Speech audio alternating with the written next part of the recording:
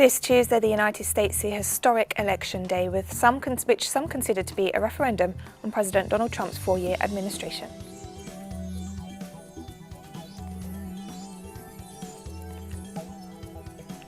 This Tuesday, the electoral campaign begins in Venezuela ahead of the parliamentary elections scheduled for December 6th.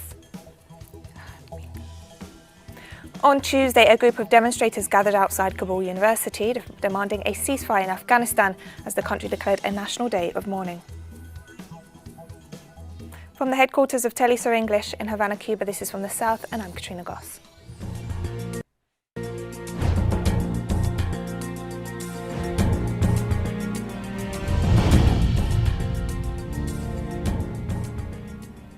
Polls opened early in the United States and have been receiving voters throughout the day, although a record of almost 100 million Americans have already cast their ballots. The two rivals for the White House spent the final hours of the presidential race rallying in key swing states. National polls give Democratic candidate Joe Biden a firm lead, but it is a closer race in the states that could decide the outcome. It can take several days for every vote to be counted after any US presidential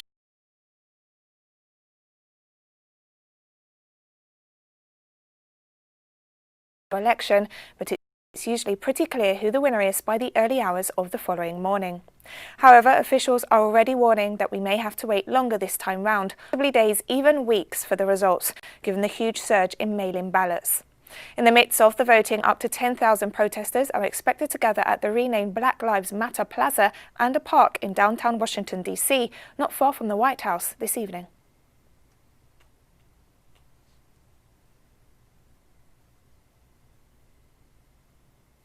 In these United States elections, battleground states such as Michigan and Pennsylvania get a lot of media attention, but not only because of how important they are for the candidates to win, but this year because both states have set one-day records for new coronavirus cases. Despite President Trump's statements that the US is rounding the final turn when it comes to the virus, the US is seeing more infections than ever. Meanwhile, Trump's coronavirus response team has contradicted his baseless claims, stressing that the pandemic was entering a new and deadly phase that demands a more aggressive approach. And we now receive our collaborator in Washington, Jorge Gestoso, who brings us further details regarding Election Day in the United States. Jorge, thank you for joining us. Definitely, the candidates are trying to play until the last minute, trying to push the voters to decide in their favor. We have seen Kamala Harris still at this very moment in Michigan trying to convince the voters to be on their side. We have seen candidate Donald Trump visiting here in the outside of Washington, D.C., Virginia, the National Democratic Committee. They definitely trying to say that he was cautiously optimistic, if you want, about a victory. He has toned down his previous arrogance, traditional arrogance about being victorious. He was saying before that most definitely before the end of the night he was going to announce victory. Now he doesn't say it at all.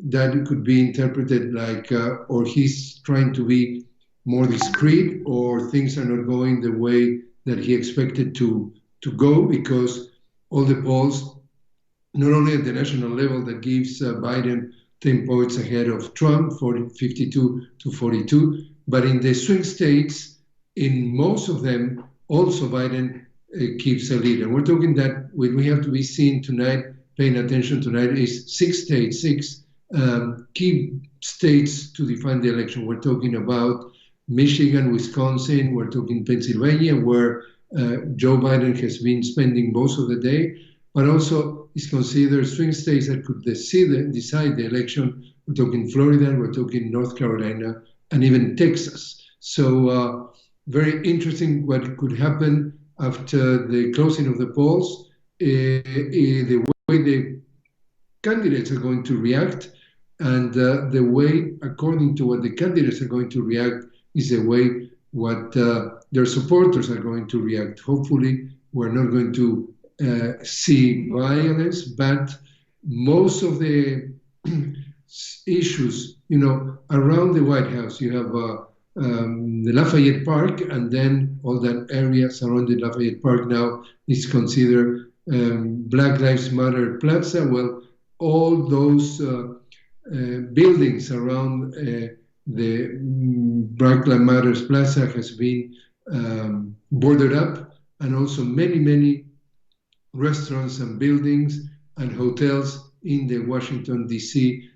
Downtown area are already boarded up. There is the National Guard is being put in attention, and anyway, most of the Americans believe that they're going to have a fair election. At least 50%, according to an NBC poll, believes that this election is going to give fair results, even though President Trump has been pushing that it could be a fraud. We'll get back to you now. Thank you so much, Jorge, for bringing us the latest details as Americans continue to vote for the next president of the United States.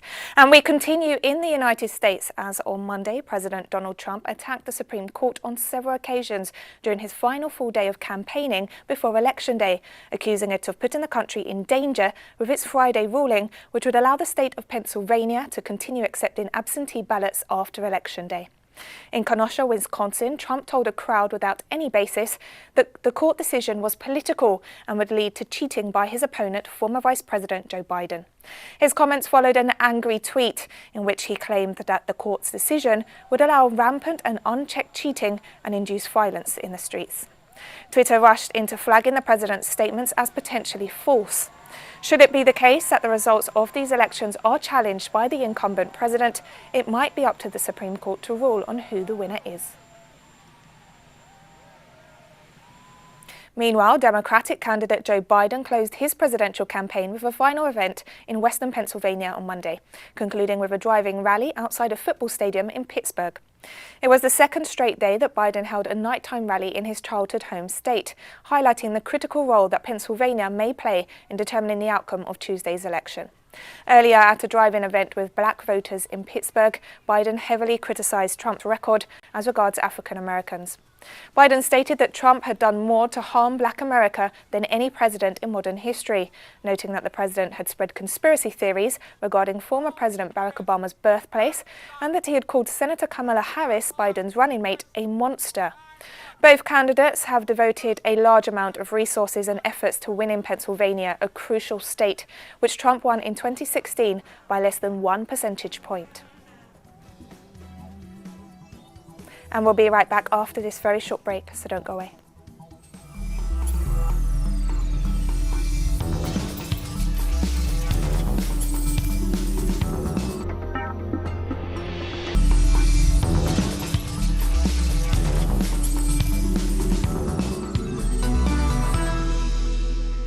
Welcome back to From the South.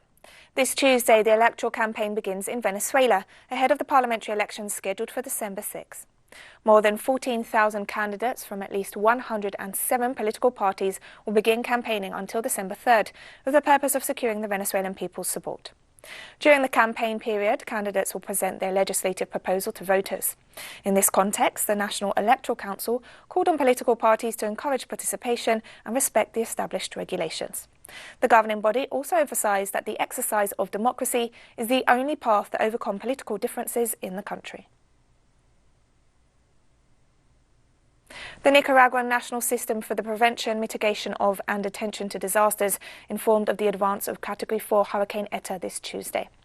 According to the latest report, Eta currently has maximum sustained winds of 230 kilometers per hour. The eye of the hurricane was located 35 kilometers southeast of Bilwi during the last update. Bilwi's weather station is reporting winds of 111 kilometers per hour. So far, the national system has reported that no human lives have been lost. The report added that in Rosita, a tree fell on a house as a result of strong winds, while the Bambana River is overflowing and Bonanza's Chilian-Was River, as well as the Murcielago River, both report alarming rises in their water levels. Over 1,000 migrants have arrived in Panama on their way to the United States during the last 2 months, despite the COVID-19 pandemic. The Deputy Minister of Public Security, Ivo Pitti, explained that most of them are stranded on the border with Colombia. Shelters and all the basic logistics have been arranged in Darien province near the border in order to receive them.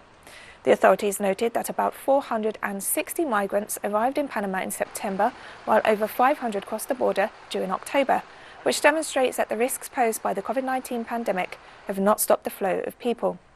Moreover, many of them are infected with the coronavirus on arrival and have to remain isolated.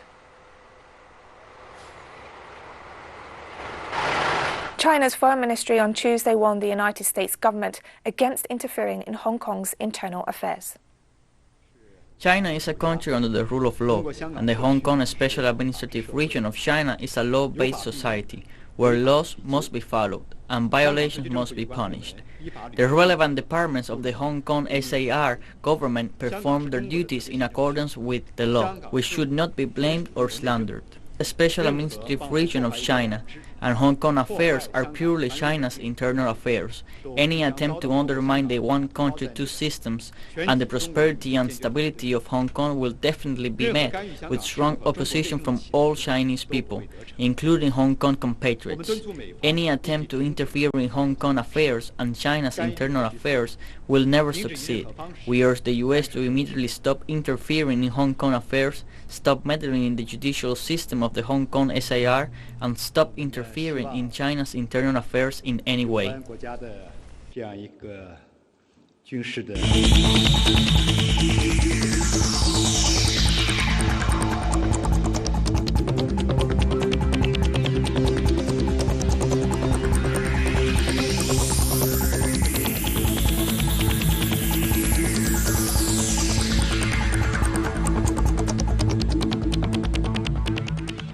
The Cuban scientific community is currently working on a third COVID-19 vaccine candidate, the first needle-free injection that would be applied through the nasal tract. Developed by the Center for Genetic Engineering and Biotechnology, the vaccine candidate focuses on immunization through the nasal route as the novel coronavirus infects the mucous membrane that lines the nasal cavity. Director of Biomedical Research at the Center, Gerardo Guillen, explained that immunization through the nose favors the development of a local response, with the objective of preventing the virus from spreading through the body. He also noted that the new vaccine candidate is based on a protein from the hepatitis B virus, produced through recombinant genetic engineering in bacteria and yeast particles, whose properties also enhance the immune system. According to World Health Organization figures, the global tally of confirmed COVID-19 cases rose to more than 47.4 million on Tuesday. The global death toll has now surpassed 1.2 million. The Americas is the hardest hit region, with almost half of the global total. Meanwhile, Europe and Southeast Asia have reported over 11.2 million and 9.3 million COVID-19 cases, respectively. The United States has the largest number of confirmed cases and deaths in the world. To date, the US has confirmed more than 9.5 million COVID-19 cases and over 237,000 deaths. India is the second most affected country by the pandemic in terms of caseload, with more than 8.2 million infections. It's followed by Brazil with more than 5.5 million cases. However, Brazil has the second highest death toll worldwide, with over 160,000 fatalities. On Tuesday, Greece closed restaurants, bars, cafes, cinemas and gyms across a great part of the country, including the capital Athens, after a surge in coronavirus cases. The new restrictions include a nationwide curfew from midnight to 5 a.m. and the compulsory wearing of masks outdoors across the country. Museums will also remain closed. Residents in Greece's second largest city, Thessaloniki, and the neighbouring northern province of Seris can only leave their homes for specific reasons and after notifying authorities by SMS. Greece has taken a regionalised approach to tackling outbreaks, imposing more severe restrictions in areas with big surges while allowing other regions to remain fully open. To date, Greece has confirmed over 42,000 COVID-19 cases and more than 600 deaths. UK Home Secretary Priti Patel announced Tuesday that the nation raised its terror threat level to severe, the second highest level. The UK government's Joint Terrorism Analyst Centre made the decision after a man who had previously tried to join the Islamic State group stormed through the centre of the Austrian capital of Vienna, armed with an automatic rifle and a fake explosive vest on Monday night. The threat level of severe is defined as an attack being considered highly likely. The centre assesses intelligence related to international terrorism at home and overseas and sets threat levels and issues warnings of threats and other terrorist-related information. At this particular stage, though, JTAC has changed the threat level across the United Kingdom from terrorism from substantial to severe. The British public should be alert but not alarmed. This is a precautionary measure following the terrible incidences that we've seen in France last week and the events that we saw in Austria last night. The first and most important duty of the government is obviously to protect the British public, and we are doing that and will continue to do that through the measures and the tools that we put in place in terms of dealing with terrorism and terrorist activity. At this particular stage, though, if the public have any concerns, I would ask them to report anything of concern that they may have to the police. But as I've said, this is a precautionary measure in light of recent events that we have seen. And we have more stories coming up after this final short break, so stay with us.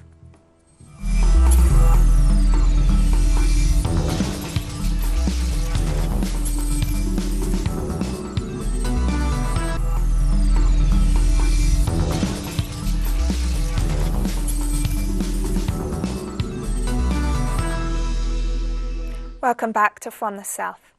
A spokesperson for Afghanistan's Interior Ministry informed that 22 people, mostly students, were killed and 22 others injured as a group of extremists attacked Kabul University on Monday. Spokesperson Tariq Aryan also informed that 3 attackers were killed in an exchange of fire with security forces, adding that a clean-up operation at Kabul University had already been completed. The Islamic State claimed responsibility for the attack, which was the second on an educational centre in the Afghan capital in less than 2 weeks. On Tuesday, a small group of demonstrators gathered outside Kabul University demanding a ceasefire in Afghanistan as the country declared a National Day of Mourning following the deadly attack. Protesters are calling on the government to withdraw from peace talks with the Taliban until a permanent end to hostilities is declared. Daesh is a more extreme and dangerous name for the Taliban in Afghanistan. We urge all the representatives of the Islamic Republic of Afghanistan in Doha talks to stop negotiating with this terrorist group until the fighting stops and a complete ceasefire is accepted. More than 30 families are mourning the loss of their loved ones right now. All the people of Afghanistan are affected mentally and physically. Around 10 days ago, an educational center was targeted, where we lost a lot of our youth. I am raising my voice now because I don't want to lose a member of my family. On Tuesday, rescuers in the Turkish coastal city of Izmir pulled a 3-year-old girl out alive from the rubble of a collapsed apartment building 4 days after a strong earthquake hit Turkey and Greece. Turkey's health minister identified the girl as Ida Gezgin. Her rescue came a day after another 3-year-old girl and a 14-year-old girl were also pulled out alive from collapsed buildings in the city. Meanwhile, the death toll from the earthquake reached 102 after emergency crews retrieved more bodies elsewhere in Turkey's third-largest city. The vast majority of the deaths and nearly 1,000 injuries occurred in Izmir. Officials said 147 quake survivors were still hospitalized and 3 of them were in a serious condition. My colleague and I look at each other like, "Did you hear that too?" We listened again. There was a weak voice saying something like, "I'm here." Then we shut everything down, the machines, and started listening again. And there really was a voice. We found her in the kitchen, in a survivable space created by appliances, a built-in oven and cabinets. After that, we widened the space for the National Medical Rescue Team to do their job. And once they did what they had to do, we reunited baby Ida with her family. On Tuesday, Iran's supreme leader criticized the US presidential election process, quoting President Donald Trump's own baseless claims about voter fraud. If you look at their own situation, it is interesting to watch. The incumbent president, who is supposed to hold the elections, says this is the most rigged US election throughout history. Who says this? The sitting president, who is arranging the elections himself? His opponent says Trump intends to widely cheat. This is American democracy. The US election result is none of our business, meaning it will not influence our policy at all. Our policy is clear and well calculated, and people coming and going will have no impact on it. And Iran's Supreme Leader also stressed on Tuesday that control of the disputed Nagorno-Karabakh region must return to Azerbaijan, while calling for a prompt end to the ongoing conflict. This war between Azerbaijan and Armenia is a bitter incident. It threatens the security of the region and is not good for our country too. It should end as soon as possible. Of course, lands of Azerbaijan taken by Armenia should be entirely freed, and they should be returned to Azerbaijan. This is a key prerequisite. These lands belong to Azerbaijan and it has a right to free them. They should be free. Of course, the security of Armenians residing on those lands should be preserved. Also, international borders must be respected. A number of terrorists from here and there have entered this conflict. If they are close to our borders and if we feel danger, we will counter them decisively. They should not be there. The UN Refugee Agency said Tuesday that more than 3,200 people have fled the Ivory Coast in the wake of violent clashes that have left at least a dozen people dead following its presidential elections on October 31st. Ivorians are fleeing to neighboring countries as they fear post-electoral violence. UNHCR, the UN Refugee Agency, is concerned as electoral tension and unrest in Côte d'Ivoire has caused several thousand people to flee to neighboring countries as refugees. Violent clashes erupted after the presidential election, which was held on the 31st of October, leaving at least a dozen dead and many more injured. As of the 2nd of November, more than 3,200 Ivorian refugees had arrived in Liberia, Ghana, and Togo. Most of the arrivals are women and children from Côte d'Ivoire's west and southwest regions. The newly arrived include former Ivorian refugees who had recently repatriated and were forced to flee once again.